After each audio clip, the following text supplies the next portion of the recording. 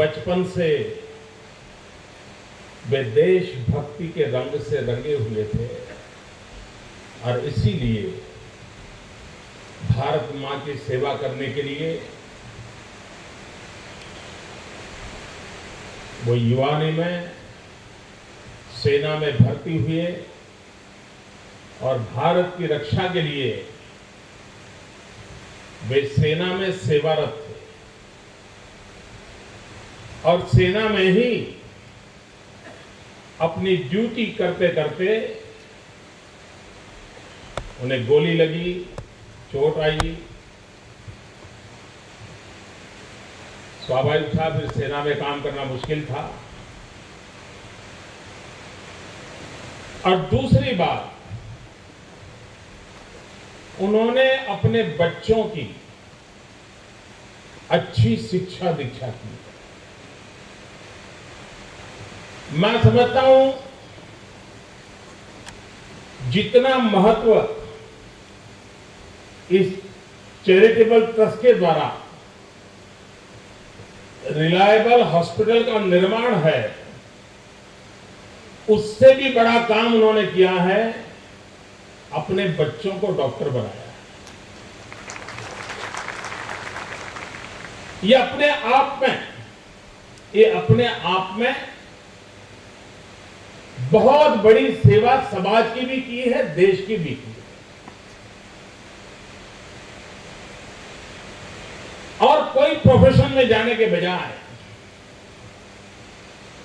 जब कोई व्यक्ति सेना में जाने का मन करता है, जब परिवार का कोई व्यक्ति डॉक्टर बनने का प्रयास करता है, जब परिवार मिलकर के समाज की भलाई के लिए बड़े शहर में नहीं, शहर से काफी दूर वो इलाके में जहां पर कमाई की संभावना नहीं है, रुपये पैसों के ढेर लगने वाले नहीं है, वहां जाकर के अस्पताल खोलने का विचार करना, ये अपने आप में ही उस परिवार की जितनी हम तारीफ करें उतनी कम है। और मैंने अस्पताल देखा, इतने कम समय में आधुनिक से आधुनिक टेक्नोलॉजी समेत और एक्सपर्ट टीम को लेकर के आपने ये रिलायबल अस्पताल का निर्माण किया है। जो उनका पूरा सपना है, उस सपने के हिसाब से तो अभी मुश्किल से 20% काम हुआ है, अभी 80% काम होना बाकी है। लेकिन जो 20% हुआ है वह भी इतना शानदार है और इतना बड़ा है, इतना उपयोगी है। जब पूरा अस्पताल बन जाएगा, मैं मानता हूं इस पूरे क्षेत्र में, यहां लोनावाड़ा तक चले जाइए, यहां गोधरा तक चले जाइए, संतरामपुर जाइए, शहरा चले जाइए, सारे बेल्ट के लोगों के लिए एक बहुत बड़ी सेवा का एक केंद्र बनेगा। मैं इस काम के लिए उनको बहुत बहुत अभिनंदन करता हूं, उनको बधाई देता हूं और उनके परिवार का भी बहुत बहुत अभिनंदन करता हूं। भाइयों बहनों, अगर अमीर बीमार हो जाए तो उसके लिए सैकड़ों डॉक्टर हाजिर हो जाते हैं। दुनिया के कोने कोने से डॉक्टर मौजूद हो जाते हैं। लेकिन अगर कोई गरीब बीमार हो जाए तो उसका कौन? कोई गरीब बीमार होने के बाद अस्पताल जाना चाहे तो ऑटो रिक्शा वाला भी पहले पैसा मांगता है, पैसे है तो ले जाऊंगा, वरना वो अस्पताल तक ले नहीं जाता। आते जाते किसी को कहा जाए उसकी ओर देखने को लिए तैयार थे। अरे इतना ही नहीं, एक्सीडेंट हुआ हो, खून बह रहा हो, घायल लोग जीवन और मृत्यु के बीच संघर्ष कर रहे हो और वहां से गाड़ियां चलती चले, कोई देखने को तैयार नहीं। क्यों? अरे भाई बेकार में इनकी मदद करने जाएंगे तो पुलिस के पचड़े में पड़ जाएंगे, बेकार में कोर्ट कचहरी होगी, ये होगा वो होगा, यानी उसकी कोई चिंता नहीं करते। ये सब चीजें हमने देखी हैं। और विशेष करके खेड़ा आनंद हाईवे पर तो अकस्मात, यानी पता नहीं पूरे गुजरात में सबसे ज्यादा अकस्मात कहीं होते होंगे तो इस इलाके में होते, कोई देखने वाला। आज मित्रों मुझे इस बात का संतोष है, गर्व है, मुझे हफ्ते में 2-3 फोन ऐसे आते हैं जो फोन मात्र से मेरी दौड़ने की ताकत बढ़ जाती है, काम करने का हौसला बुलंद हो जाता है। अननोन लोगों के फोन आते हैं। कैसे फोन आते हैं? कोई बूढ़ी मां फोन करती है, कोई बेटी फोन करती है, कोई भाई फोन करता है और कहते हैं साहब ये आपकी जो 108 सेवा है ना, उसके कारण मेरे बेटे की जिंदगी बच गई, मेरा भाई बच गया, मेरा बेटा बच गया, और इतने आशीर्वाद देते हैं। और भाइयों बहनों, 108 कभी किसी से एक नया पैसा लेते नहीं, किसी को ये पूछते नहीं है तुम किस गांव के हैं, किस मोहल्ले के हो, कितना पढ़े हो, कितना नहीं पढ़े हो, रुपये है कि नहीं है, हिंदू हो, मुसलमान हो, ईसाई हो, कुछ नहीं पूछते। आप बीमार हो, चलिए किस अस्पताल जाना है, और 108 पहुंचा देती है। अब उसका परिणाम ही आया है, खास करके हमारी प्रसूता माताएं बहनें, गांव दूर सुदूर रहना, गांव में कोई डॉक्टर नहीं, प्रसव पीड़ा हो, प्रेगनेंसी में डॉक्टर के पास पहुंचना हो, जाने के लिए साधन न हो, गांव के लोग एक खटिया में बिठा करके, चारपाई में बिठा करके दौड़ते हैं, और अस्पताल पहुंचने के पहले ही या तो वो मां मर जाती है, या बच्चा मर जाता है, या तो मां और बच्चे दोनों मर जाते हैं। यह आमतौर की बात है। आज 108 के कारण, तुरंत हमारी 108 पहुंचने के कारण अनेक ऐसी प्रेग्नेंट माताएं, उनको अस्पताल पहुंचाया जाता है, और मैंने देखा है हजारों की तादाद में महिलाओं की प्रेगनेंसी, प्रसूति 108 में हो गई जाने से पहले। लेकिन उसमें सारी सुविधा होने के कारण मां भी बच गई, बच्चा भी बच गया। चिरंजीवी योजना बनाई हमने। गरीब इंसान डॉक्टर के पास कहां जाएगा, और वो बेचारे गांव में 2-4 बूढ़ी औरतें आकर के उसकी प्रसूति करवाती थी। न वो साधन शुद्धि रहती थी, न कोई मेडिकल केयर होती थी, और ज्यादातर बच्चे, मां, कोई कोई मरता रहता था। ट्यूबवेल के अंदर कोई बच्चा गिर जाए तो सारा देश टीवी के सामने बैठ जाता है। बच्चा गिरा है, पानी पिया कि नहीं, बच्चा हिल रहा है कि नहीं, आवाज आई कि नहीं आई, यही कमेंट्री चलती है। लेकिन गांव में जन्मते ही बच्चे मरने वालों की संख्या इतनी है, लेकिन हमें उसकी तरफ ध्यान ही नहीं जाता। सरकार ने एक चिरंजीवी योजना बनाई, और चिरंजीवी योजना के कारण डॉक्टरों के साथ एमओयू किया, गायनेकोलॉजिस्ट डॉक्टरों के साथ करीब 1000 के ज्यादा डॉक्टरों को जोड़ा, और डॉक्टरों से कहा कोई भी गरीब आपके दरवाजे पर आए, सीजेरियन करने की जरूरत पड़े तो सीजेरियन, नॉर्मल डिलीवरी होती तो नॉर्मल डिलीवरी, उसका पेमेंट सरकार देगी।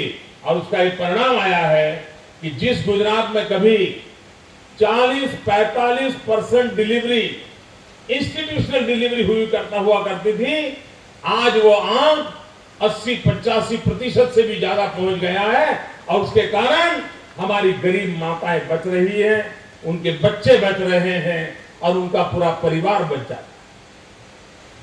भाइयों बहनों, कितना ही अच्छा परिवार क्यों ना हो, लेकिन अगर घर में एक बीमारी घुस जाए, एक, उस परिवार के सारे सपने चूर चूर हो जाते हैं। नौकरी करता हो, पैसे जमा किए हो और मन में सोचा हो कि फ्लैट ले लेंगे, मकान बनाएंगे, लेकिन अगर घर में कोई बीमार हो गया तो सारे पैसे उसमें चले जाते हैं। उसकी जिंदगी में कहना कभी घर बनाने का मौका आता है, न बच्ची शादी करना है, तो उसका समय पत्रक का वो पालन कर सकता है। बीमारी एक इंसान को नहीं आती है, जब घर में बीमारी आती है तो पूरे परिवार की जिंदगी बीमार हो जाती है। और इसलिए सबको स्वास्थ्य की सुविधा मिले, सस्ती सुविधा मिले, त्वरित मिले, आधुनिक से आधुनिक मिले, उस दिशा में राज्य ने कोशिशें की हैं। और गुजरात की एक विशेषता है, चैरिटेबल एक्टिविटी एक गुजरात की ब्लड में है। कोई न कोई सामाजिक काम करना ये गुजरात के स्वभाव में है। और उसके कारण समाज के हर तबके में कोई न कोई समाज सेवा का काम होता है।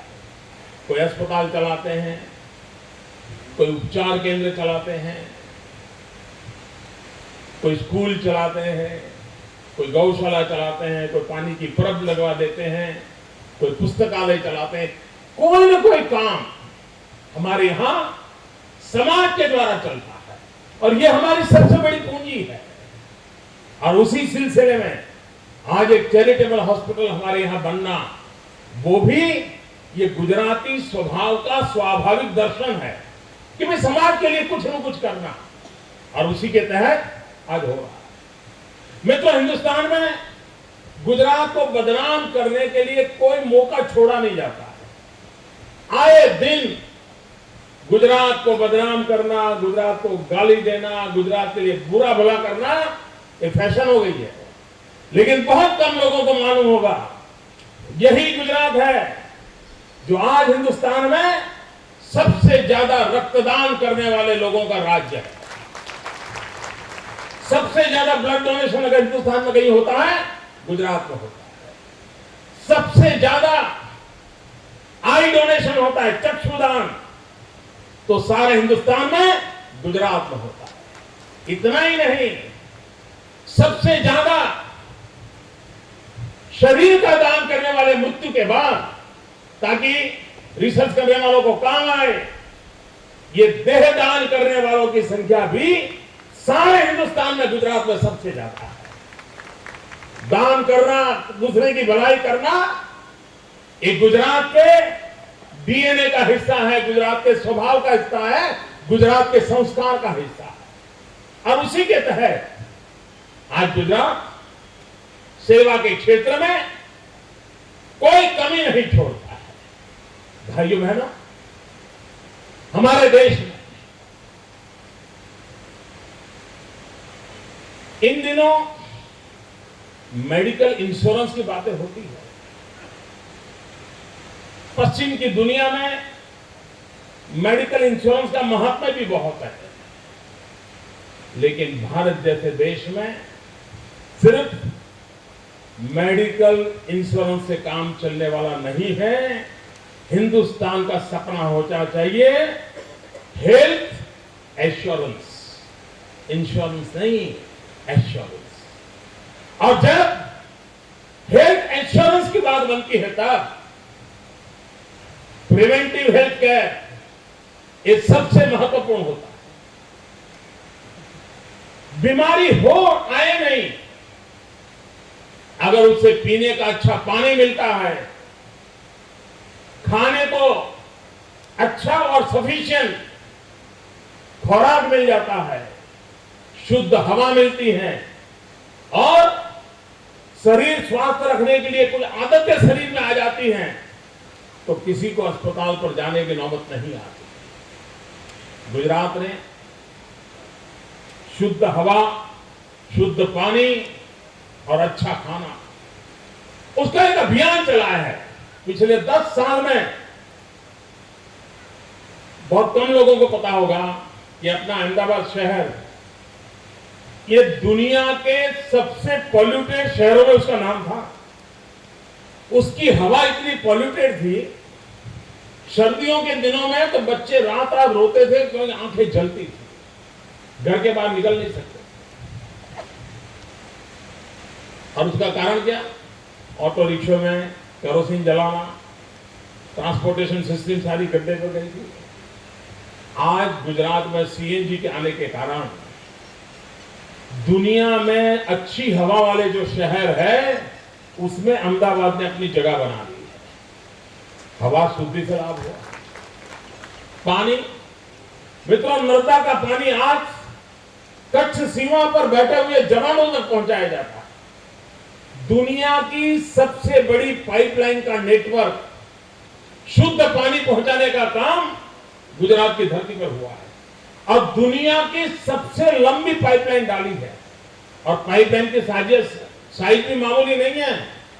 पाइपलाइन की साइज इतनी बड़ी है कि आप मारुति कार लेकर के अंदर ड्राइव कर सकते हो पाइप के अंदर। इतनी बड़ी पाइपलाइन से गुजरात के 9,000 से ज्यादा गांवों में नर्मदा का पीने का शुद्ध पानी और दुनिया की सबसे लंबी लाइन, इसके कारण हेल्थ में बहुत बड़ी मदद मिलती है। पहले आपने देखा होगा, आज से 10 साल पहले अगर 6-7 दिन भी अगर बारिश एक साथ आ जाए तो अस्पतालें भर जाती। अस्पताल की फोटो आती थी वीएस हॉस्पिटल की, लोगों को सोने के लिए जगह नहीं, पेशेंट पड़े हैं, फुटपाथ पर पड़े हैं, चलने की जगह नहीं। क्यों? एपिडेमिक हो जाता था। मित्रों, जब से साबरमती में नर्मदा का पानी डाला, वाटर टेबल ऊपर आए, पानी की क्वालिटी में सुधार हुआ और उसके कारण रोग प्रतिकारक शक्ति बढ़ी, रेजिस्टेंस पावर बढ़ा और परिणाम ये आया कि आज हमें पिछले 7-8 साल में कोई बड़े एपिडेमिक की खबर नहीं आई। बहुत बड़ी मात्रा में रोग फैल गया, ऐसी खबर गुजरात में नहीं आई है। भाइयों बहनों, एक जमाना था पोलियो के कारण हर 10 परिवार में एक आध बच्चा पोलियो के संकट में आ जाता था और जिंदगी भर बेचारा अपंग रहता था। भाइयों बहनों, दिल्ली में उस समय भारतीय जनता पार्टी की सरकार थी। डॉक्टर हर्षवर्धन हेल्थ मिनिस्टर थे और उन्होंने एक बीड़ा उठाया, पोलियो का खुराक शुरू किया दिल्ली में। वो प्रयोग सफल रहा। बाद में अटल बिहारी वाजपेयी जी की सरकार में उसको पूरे हिंदुस्तान में लागू किया और आज उसका नतीजा यह आया है कि गुजरात के अंदर पिछले 7 साल में एक भी पोलियो का केस रजिस्टर नहीं हुआ। एक दीर्घदृष्टा व्यक्ति अगर सही दिशा में चले और पोलियो के कारण कोई अमीर के बेटों का नंबर नहीं लगता है, गरीब झुग्गी झोपड़ी में जीने वाला उसके परिवार को तबाही आती है। अगर पूरे हिंदुस्तान को पोलियो के संकट से बचाने का सबसे बड़ा काम किसी ने शुरू किया तो दिल्ली के उस समय के आरोग्य मंत्री डॉक्टर हर्षवर्धन ने किया था और उसका लाभ आज पूरे हिंदुस्तान को मिला है। प्रिवेंटिव हेल्थ केयर के लिए जितना ध्यान रखा जाए उतना ज्यादा लाभ होता है। आज गरीब को अगर गंभीर बीमारी आए तो कहां जाएगा? हम लोगों ने स्कूल में हेल्थ चेकअप का एक कार्यक्रम बनाया।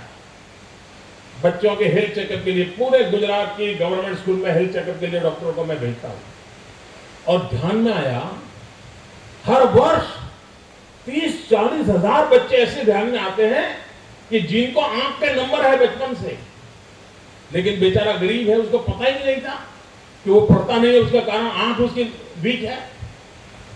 उसको ट्रीटमेंट करना, चश्मे दिलाना।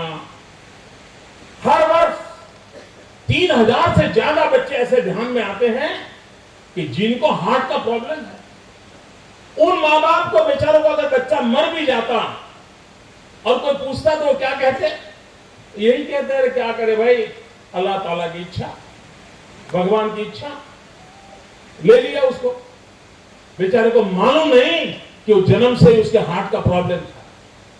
आज हर साल 3000 से ज्यादा इन बच्चों, गरीब बच्चों के हार्ट के ऑपरेशन मुख्यमंत्री की तिजोरी से खर्च किया जाता है और अहमदाबाद में उसके लिए स्पेशल यूनिट खड़ा किया है। कुछ मरीज ऐसे भी आते हैं जिनको बेंगलोर, चेन्नई भेजना पड़ता है। भाइयों बहनों, हेल्थ सेक्टर ऐसा है कि गरीब अपने आप नहीं कर सकता, उसकी चिंता करने के लिए समाज ने, सरकार ने आगे आना होता है और हमारा ये प्रयास रहा है। पिछले दिनों गुजरात सरकार ने एक योजना प्रारंभ की है। गरीबी की रेखा के नीचे जीने वाले जितने बीपीएल परिवार हैं, उन सब के परिवार के लिए अगर वो बीमार हो गए तो 2 लाख रुपए तक बीमारी का पूरा खर्च सरकार देगी और इसके लिए मुख्यमंत्री अमृतम योजना मां, मुख्यमंत्री अमृतम मां योजना हमने लागू की है। उसके स्मार्ट कार्ड हम गरीब परिवारों को देते हैं और परिवार का कोई भी सदस्य वो स्मार्ट कार्ड लेकर अस्पताल जाएगा, उसको ट्रीटमेंट मिलेगी। 2 लाख रुपया खर्च करने तक एक नया पैसा उस गरीब परिवार को देना नहीं पड़ेगा। और मैं मानता हूं कि इसके कारण आमतौर पर गरीब की चिंता करने का काम होता। आज दुनिया में मेडिकल साइंस एक बहुत बड़ी टेक्नोलॉजी का रूप ले लिया है। मशीन खुद बहुत बड़ा काम करते हैं। मैंने यहां देखा आधुनिक मशीन लगाए हैं। शरीर का पूरा परीक्षण करके मशीन खुद कह देता है कि ये करो, ये मत करो, ठीक कर रहे हो, नहीं कर रहे हो। इस सारी टेक्नोलॉजी का उपयोग मरीज के लिए हो, उस दिशा में हमारा प्रयास चल रहा है। भाइयों बहनों, इस दूर सुदूर इलाके में छोटे छोटे गांवों के बीच और ज्यादातर पिछड़ी बस्ती के लोग रहते हैं, जहां कोई उद्योग धंधा भी ज्यादा नहीं है, खेती पर निर्भर लोग हैं। उस क्षेत्र में अस्पताल करके गरीबों की भलाई का उत्तम काम भाई अब्दुल रशीद परिवार ने किया है। मैं फिर एक बार उनको बधाई देना चाहता हूं। भाइयों बहनों, ये मंच एक उत्तम सेवा कार्य के लिए है, लेकिन हमारी कुछ राजनीतिक मजबूरियां होती हैं और इसलिए समय रहते हुए उन बातों पर भी गौर करने की आवश्यकता होती है।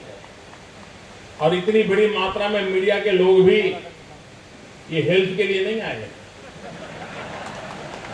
उनको उसमें कोई ज्यादा रुचि नहीं है। उनको तो और मसाला चाहिए। मित्रों, मैं कल भारत के प्रधानमंत्री का भाषण सुन रहा था। वे छत्तीसगढ़ में चुनाव के लिए भाषण करने गए थे। इस देश के प्रधानमंत्री अच्छा होता कि महंगाई के संबंध में कुछ बोलते। देश के प्रधानमंत्री वहां भ्रष्टाचार के खिलाफ क्या करना चाहिए उसके लिए बोलते। लेकिन देश का दुर्भाग्य है कि हमारे प्रधानमंत्री जी चुनाव में इतिहास और भूगोल की कथा करके आ गए।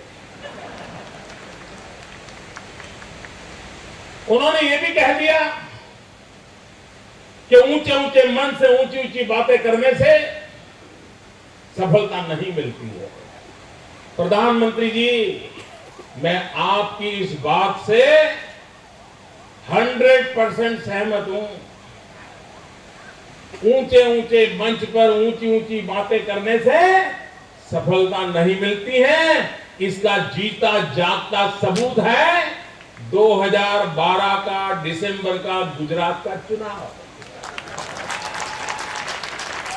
बड़ी बड़ी बातें करने वालों को गुजरात की जनता ने घर भेज दिया और जो धरती की सच्चाई से जुड़े थे उनको तीसरी बार गुजरात की जनता ने बिठा दिया। बड़ी बड़ी बातों को कोई स्वीकार नहीं करता है, नक्कर हकीकतों को लोग स्वीकार करते हैं। प्रधानमंत्री जी, आपने इतिहास और भूगोल की बात याद कराई। मेरा मन करता है प्रधानमंत्री जी, आज मैं ही आपसे बात करूं। मेरी पार्टी के हर छोटा मोटा कार्यकर्ता आपको पूरी तरह कन्विंस कर सकता है। ये ठीक है, क्या बोलना क्या ना बोलना वो आपके हाथ में नहीं है।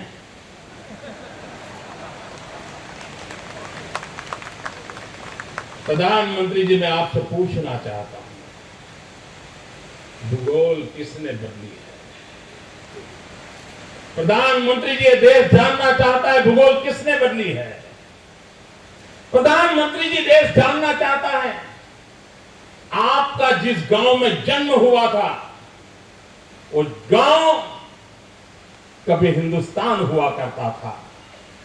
आज आपका खुद का गांव हिंदुस्तान नहीं है। ये भूगोल किसने बदली? प्रधानमंत्री जी, देश जानना चाहता है भूगोल किसने बदली। इस देश के टुकड़े किसने किए? हिंदुस्तान को दो हिस्सों में बांट देने का पाप कांग्रेस पार्टी ने किया है। और आप हमें कहते हो हम भूगोल बदल रहे हैं। प्रधानमंत्री जी, मैं आपसे पूछना चाहता हूं, आए दिन चीन हमारी सीमा पर आकर के अड़ंगे जमाता है। सैकड़ों स्क्वायर किलोमीटर धरती चीन दबोच करके बैठा हुआ है। ये भूगोल बदल गई।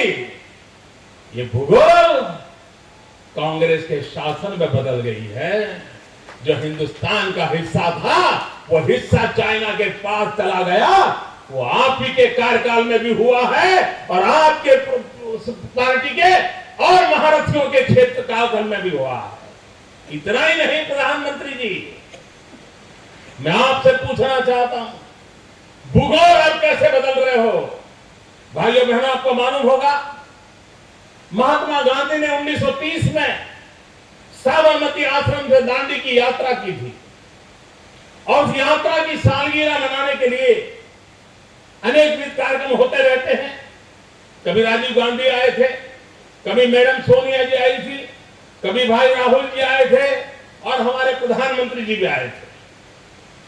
और उन्होंने घोषणा की थी कि साबरमती से दांडी का जो मार्ग है जिस पर महात्मा गांधी चले थे उसको हेरिटेज रोड बनाया जाएगा, हेरिटेज मार्ग बनाया जाएगा। उसके लिए आपने धन देने की घोषणा की थी। ये बात अलग है कि अभी दे नहीं रहे, अटका हुआ है। लेकिन सवाल दूसरा है, अभी 6 महीने पहले प्रधानमंत्री जी, आपकी सरकार ने मुझे चिट्ठी भेजी है।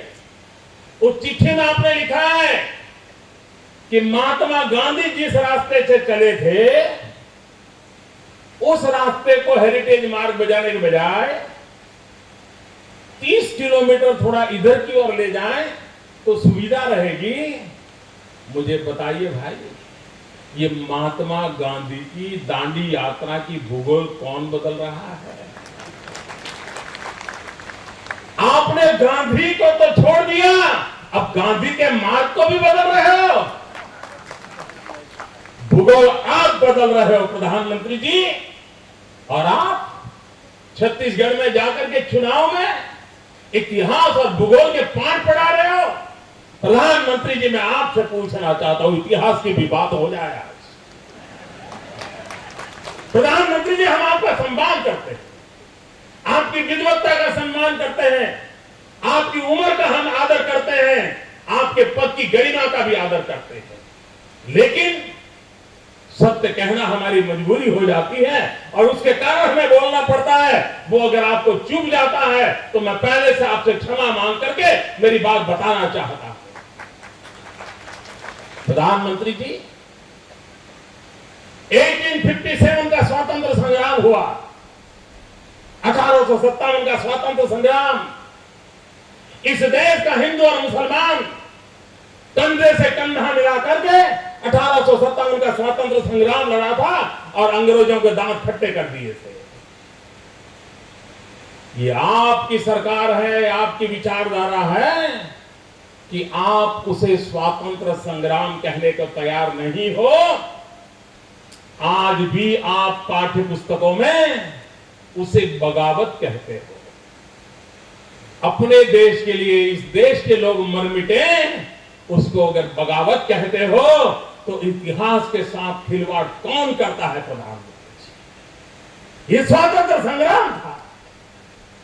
लक्षावधि लोगों ने जान की बाजी लगा दी थी और आपने उसे बगावत कहा है। वो स्वतंत्र संग्राम था और उस समय जो शहीद हुए वो हमारे साथ, हमारे लिए गौरवपूर्ण शहादत है। प्रधानमंत्री जी, मैं पूछना चाहता हूं, आप इतिहास भुला देने में किसका काम है? हिंदुस्तान को इतिहास भुला देने का काम किसने किया है? देश जानना चाहता। इस देश के आजादी के सैनिक अंडमान निकोबार के सेल्युलर जेल में रहते थे। अनेकों ने अपना जीवन दे दिया था। उत्तर, दक्षिण, पूर्व, पश्चिम हिंदुस्तान के हर कोने से थे, हर जात पात के थे, हर बिरादरी के थे, हर संप्रदाय के थे। भारत माता को जंजीरों की बेड़ियों से निकालने के लिए वो अंडमान निकोबार की जेल में गुजारा करते थे। क्या प्रधानमंत्री जी, अंडमान निकोबार की जेल, सेल्युलर जेल, उस जेल के अंदर जिंदगी काटने वाले लोग ये हमारे इतिहास पुरुष नहीं है क्या? इतिहास में उनका स्थान होना चाहिए, नहीं होना चाहिए?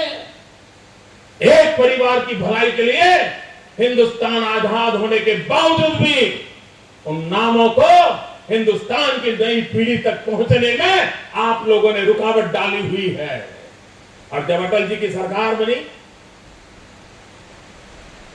मोरारजी भाई जब प्रधानमंत्री थे, अटल जी विदेश मंत्री थे, तो पहली बार अंडमान निकोबार के सेल्युलर जेल को राष्ट्रीय स्मारक बनाया गया। इतना ही नहीं, आप ही की सरकार के एक मंत्री, मनमोहन सिंह जी, आपकी सरकार के एक मंत्री अंडमान निकोबार गए थे और वहां जिन महापुरुषों ने जीवन खपा दिया था, उनके नाम का जो बोर्ड था उसको उखाड़ के फेंक दिया। देश के लिए मरने वालों के लिए यह आपका व्यवहार, यह इतिहास में नोचने का पाप किसने किया है? प्रधानमंत्री जी, आप इतिहास को याद करते हैं, मैं भी आपसे पूछना चाहता हूं। इतना ही नहीं, प्रधानमंत्री जी, बाबा साहब आंबेडकर का योगदान कौन नकार सकता है? भारत को संविधान दिया, दलित मां की कुख से पैदा हुए इस महापुरुष ने देश के लिए क्या नहीं किया? सरदार वल्लभ भाई पटेल हिंदुस्तान को एकता से जोड़ा। आपने इतिहास में उनके साथ क्या किया? एक परिवार की वाहवाही करने के लिए आपने क्या किया? मित्रों, आपको जानकर हैरानी होगी, नेहरू जी जीवित थे, जीते जी उनको भारत रत्न मिला था। इंदिरा गांधी जीवित थी, जीते जी उनको भारत रत्न मिला था। राजीव गांधी, उनका हत्या हुई उसी वर्ष उनको भारत रत्न मिला। लेकिन डॉक्टर बाबा साहब आंबेडकर को भारत रत्न मृत्यु के 45 साल के बाद दिया गया। 35 साल के बाद दिया गया, 35 साल के बाद। और वो भी दूसरी सरकारें जब आने तब शुरू हुआ। सरदार पटेल, इतना बड़ा उनका योगदान था, लेकिन सरदार साहब को भारत रत्न राजीव गांधी के बाद उनकी मृत्यु के 41 साल के बाद दिया गया। क्या इतिहास के साथ खिलवाड़ है कि नहीं? ये इतिहास के साथ खिलवाड़ का काम किसने किया है? प्रधानमंत्री जी, मेरी गुजरात की मिट्टी के सपूत डॉक्टर श्यामा प्रसाद मुखर्जी विद्वान थे। विवेकानंद जी उनके साथ वार्ता करते थे, स्वामी दयानंद सरस्वती उनसे वार्ता करते थे, लोकमान्य तिलक उनका मार्गदर्शन में संपर्क बनाए रखते थे। और लंदन में अंग्रेजों के नाक के नीचे इस गुजरात के सपूत ने इंडिया हाउस का निर्माण किया था। और मदन लाल धिंगरा ने कर्नल वायली का तो मारने का काम उस इंडिया हाउस में किया था। हिंदुस्तान में क्रांतिकारियों के वो गुरु माने जाते थे। उन्होंने 1930 में उनकी मृत्यु हुई और मरते समय उन्होंने एक इच्छा व्यक्त की थी कि मेरे अस्थि जो है उसको संभाल के रखा जाए, लेकिन देश जब आजाद हो तब मेरे अस्थि आजाद हिंदुस्तान में ले जाए, ताकि मैं जो भारत, आजाद भारत की सांस लेना चाहता था, जीते जी नहीं ले पाया, लेकिन मेरे मरने के बाद मेरे अस्थि को आजाद हिंदुस्तान की हवा का रुख का पता चले, इसलिए ये मेरे अस्थि संभाल के रखे जाए, देश आजाद होने के बाद उसे ले जाया जाए। 1930 से वो अस्थि जिनेवा के स्मशान में रखे गए थे, वहां की सरकार ने रखे थे। 1947 देश आजाद होने के बाद पंडित नेहरू का पहला काम था कि कोई प्रतिनिधि को भेज करके देश के लिए जीने मरने वाले डॉक्टर श्यामा प्रसाद मुखर्जी के उस अस्थि को हिंदुस्तान ला देते। नहीं किया, 2003 तक नहीं किया। भाइयों बहनों, 1930 में मृत्यु हुई, 73 साल तक, और आजादी के 50 साल के बाद भी वो अस्थि इंतजार कर रहे थे कि हिंदुस्तान का कोई लाल आएगा, ये मेरे अस्थि हिंदुस्तान ले जाएगा और आजाद भारत की हवा का मुझे अनुभव कराएगा। ये काम प्रधानमंत्री जी आपकी पार्टी ने नहीं किया, इतिहास को दबोचने का प्रयास हुआ। भाइयों बहनों, ये मेरा सद्भाग्य था, ये मेरा सद्भाग्य था। 2003 में मैं गया जिनेवा, डॉक्टर श्यामा प्रसाद मुखर्जी भारत की आजादी के लड़ने वाले क्रांतिकारियों के गुरु, उनके अस्थि में खुद कंधे पर उठा करके ले आया और आज कच्छ के मांडवी में उनके गांव में इंडिया हाउस बना करके उनका स्मारक हमने खड़ा किया है। इतिहास का गौरव कैसे होता है, इतिहास का सम्मान कैसे होता है, इसके ढेर सारे उदाहरण हमारे पास है। प्रधानमंत्री जी, इतिहास कौन बदल रहा है, भूगोल कौन बदल रहा है? हिंदुस्तान का हर बच्चा आने वाले समय में इतिहास को जानने वाला है। यहां मैं किसी को पूछूं, आपने चाफेकर बंधु का नाम सुना है? किसी को पता नहीं होगा। तीन भाई देश की आजादी के लिए बलि चढ़ गए थे, हिंदुस्तान के इतिहास में नामो निशान नहीं है। लाल बाल पाल भुला दिए गए। हिंदुस्तान के अनेक महापुरुषों को एक परिवार की भक्ति में लीग कांग्रेस ने पूरे इतिहास को खोखला कर दिया है। और इसलिए प्रधानमंत्री जी, आप पिछले दिनों जब गुजरात आए थे, आपने सरदार पटेल की बात कही थी और मैंने आपको कहा था, हमारे लिए कौन किस पार्टी से जुड़ा हुआ है, इससे हमारा ताल्लुका नहीं है। कौन किस धर्म में पैदा हुआ है, इससे हमारा ताल्लुका नहीं है। वो भारत मां का संतान है। अगर भारत मां के जिया है तो वो किसी भी दल का क्यों ना हो, किसी भी संप्रदाय का क्यों ना हो, हमारे लिए वो श्रद्धेय है, आदरणीय है। ये हमारे संस्कार है। हम विरासत को बांटते नहीं है, हम विरासत को बांटने के पक्ष में नहीं है। ये विरासत साझी है। मैं पूछना चाहता हूं प्रधानमंत्री जी, अबुल कलाम आजाद हिंदुस्तान में आधुनिक शिक्षा की उन्होंने नींव डाली थी। कांग्रेस के नेता थे, पंडित नेहरू के साथ समर्थन करने वाले नेता थे। कल 11 तारीख को उनकी 125वीं जयंती है। मैं पूछना चाहता हूं प्रधानमंत्री जी, भुला क्यों दिया जा रहा है? क्या उनकी 125वीं जयंती याद करनी चाहिए नहीं करनी चाहिए? अबुल कलाम आजाद जी के काम को याद करना चाहिए नहीं करना चाहिए? भारत की एकता के लिए हिम्मत के साथ एक राष्ट्रवादी मुसलमान के नाम से वो खड़े थे, भले वो कांग्रेस थे। मैं उनके लिए गर्व के साथ कहता हूं, उनके 125वीं जयंती मनानी चाहिए। प्रधानमंत्री जी, मैं आपको और एक याद दिला दूं, कल 11 तारीख को कांग्रेस पार्टी के ही एक महापुरुष, उनका भी 125 साल हो रहा है, जेबी कृपलानी, उनकी भी कल टुमारो 125वीं जयंती है। बताइए, ये आपकी पार्टी में काम करने वाले, जीवन भर आपकी पार्टी के नेताओं के साथ कंधे से कंधा काम करने वाले देश के महान भक्त थे, उनकी 150वीं साल की जन्म जयंती, हिंदुस्तान की आने वाली पीढ़ियों को प्रेरणा देने वाली जन्म जयंती क्यों नहीं मना रहे आप? इतिहास को क्यों भुला दिया जा रहा है? भाइयों बहनों, ये देश का दुर्भाग्य है। हिंदुस्तान के सच्चे इतिहास को जानना, हिंदुस्तान के लिए गर्व करना, भारत के लिए जीना, भारत के लिए मरना, भारत के कोटि कोटि गरीबों के आंसू पोंछना, जब तक ये हम माहौल नहीं बनाएंगे, गरीब जाएगा कहां? भाइयों बहनों, हमारे शास्त्र में कहा है, दरिद्र नारायण की सेवा। कितनी अच्छी कल्पना की है, हर दरिद्र को भगवान मानना। लेकिन दुर्भाग्य से पिछले कुछ वर्षों में दरिद्र दरिद्र रह गए और वो नारायण बन के बैठ गए। ये काम किया इन लोगों ने भाइयों। और इसलिए मैं कहना चाहता हूं, हमें तो सिखाया गया, हमें संस्कार मिले हैं, सर्वे भवन्तु सुखिनः सन्तु, सर्वे सन्तु निरामया, सर्वे भद्राणि पश्यन्तु मा कश्चित् दुष्भाग् भवेत्। हमें तो यही संस्कार मिले हैं कि सबका सुख, सबका आरोग्य, सबका भला, सबका कल्याण। और इसीलिए तो गुजरात सरकार का मंत्र है, सबका साथ सबका विकास। हर किसी को साथ रखना है, हर किसी के लिए विकास करना है। और भाइयों बहनों, इस देश को अगर आगे बढ़ना है, इस देश को विकास की नई ऊंचाइयों को पार करना है, तो हमारे लिए विकास के सिवा कोई रास्ता नहीं है, बच्चों की शिक्षा के सिवाय कोई मार्ग नहीं है।